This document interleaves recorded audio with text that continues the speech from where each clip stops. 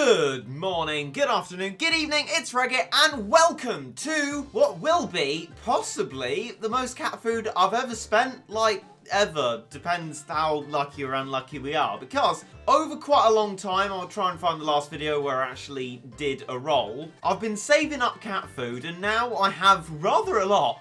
4,500, and there's a new Gacha Uber super rare set. And it's got the baseball collab Ubers and stuff in it. And there's actually quite a lot of them. I've also been hearing many favourable reports that some of these Ubers and super rares are actually very good. Like, some are resistant to waves, some good against zombies. Apparently, Rover Cat got nerfed or some such, so there's a new replacement to that of some sort, I gather. Not entirely sure, but there is hope that these Ubers might be better than ones we've seen in previous Gacha sets, like Immortal Alan O'Neill. So here they are, the creations of the PowerPro Baseball Collab. Subaru, Miyabi, Saki, Hijiri, Mizuki, Aoi. After butchering all those pronunciations, it's time to introduce to you the starter special. It's back. A lot of people have already used theirs, but I thought I'd wait until this guaranteed event. So, not only is it a guaranteed Uber draw, it's a half price guaranteed Uber draw, which is like the best thing ever. So I'm going to immediately start with that and use my cat food now and watch as the cat capsules spin around and round and round and round and round.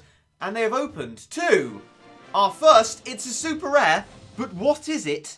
It is Mizuki Tachibana. We try and get a brief glimpse of what it does.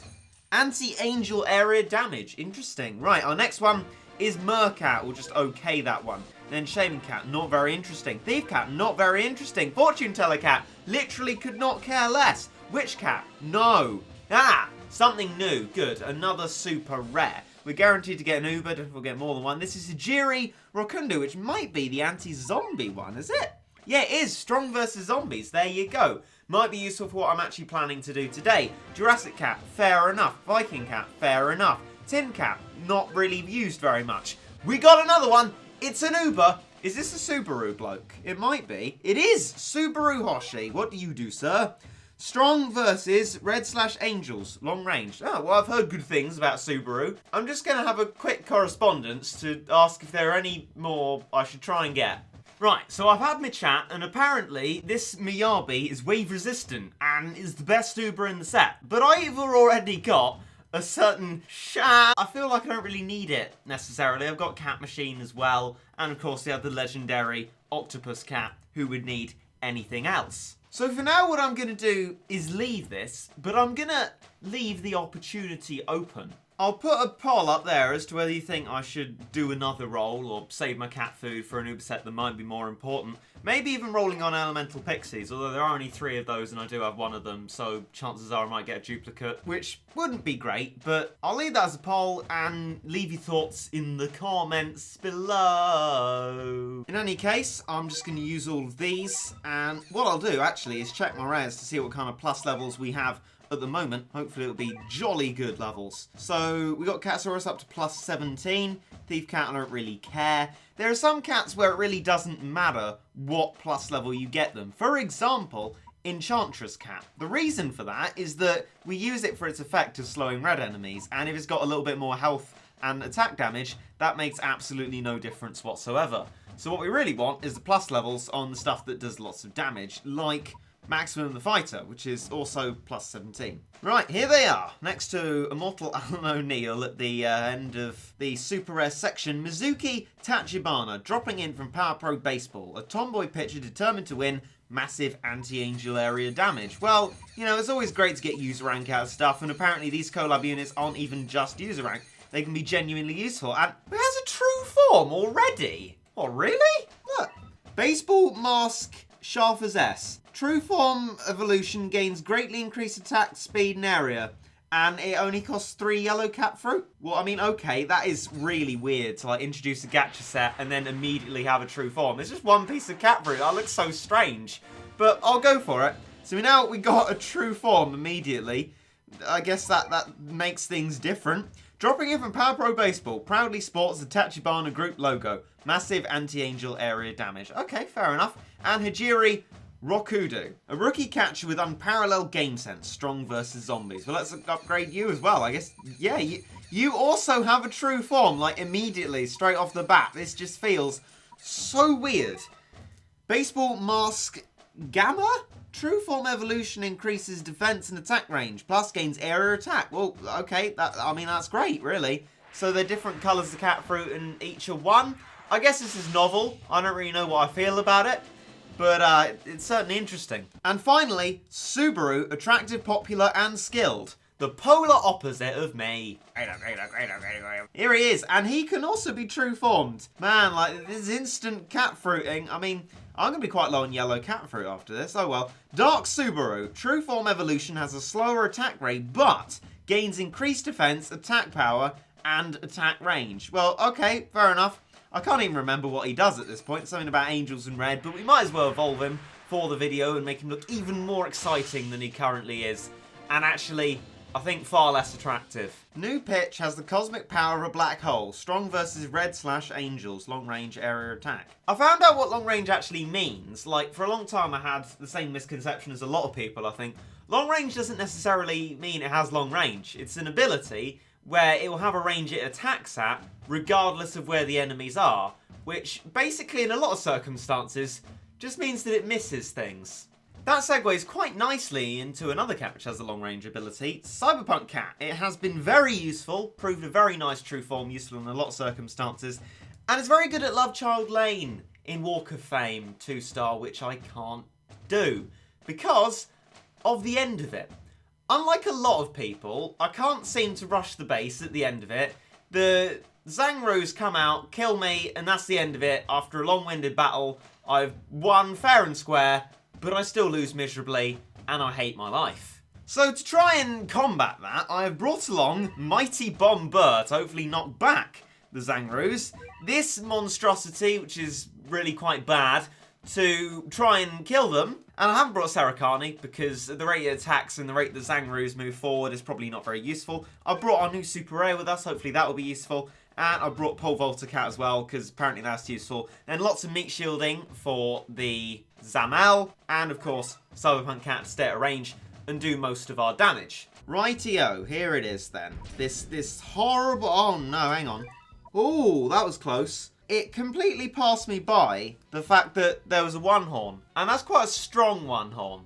I do wonder if I'd be able to actually take on that one horn. I don't think I would, you know. I'm going to need to make some changes. Now, this could backfire incredibly, but for the one horn, I've brought Subaru with me, because of course he has the damage against red enemies. Hopefully that'll help us push through this very strong one horn, and also introduce a new collab unit. Right, here he goes. Out you come, my son. So that sort of... Oh, that long range is not very long range at all. As I've said, it is an ability, so it's not necessarily going to keep him very far from the one horn. But the question is, will he do enough damage to kill the one horn? Not yet, it seems, but it has been knocked back, so maybe there's been some damage done. We're also bringing out our zombie unit by the look of things, and we're going to hope, for the very best, that we can kill the one horn. Of course, if we can't, we can always start the level again, because it's not an idiotic no continue stage. But at the very least, this hasn't worked the first time we've tried it. I think the mistake I might have made is something that I made mistakes of before and then reformed my strategy and just forgot it again. I'm supposed to let the one horn move towards me and sort of, well, go past the Zamel. Except the Zamel is far faster than the one horn, so I don't see how I would have previously managed that anyway. This is really confusing. I mean, this level really irritates me, like really irritates me. I've tried it many a time, and you know what? The more times I try it, the worse it actually gets for me. I don't know what I'm doing. I've told myself many times to give up trying it, but I keep coming back to it. I am an idiot. So it seems by meat shielding, that's how we get one horn out in front of the Zamel, because I guess it's just stalled hitting things from its far back place.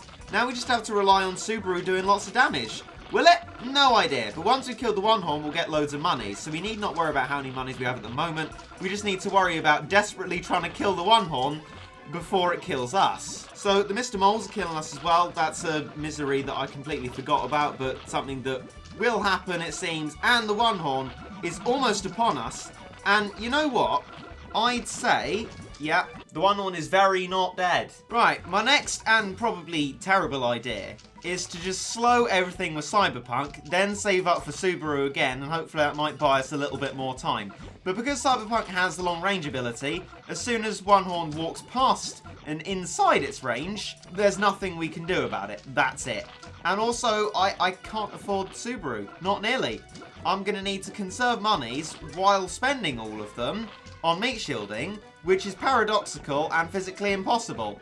I hate this so much. The Mr. Moles have got us, which means the Cyberpunk is instantly dead. It has about 1 health, so we can't really rely on that. Yeah, well, that's it. We've lost again. The best way to avoid criticism is to not make an official judgment. So I'm going to say something like, Subaru's talents are wasted here and must be very valuable elsewhere. So screw you, and in we go with Luxury Bath Cat, and hopefully that will make a difference. So what I've done this time may not be the logical progression of logic, but I've replaced my Cat 6 Siege engine, which is pretty bad, let's be honest, with Tropical Kalisa, rather than doing something like iCat or something like that. And the reason for that is to try and kill the Zangroos at the end.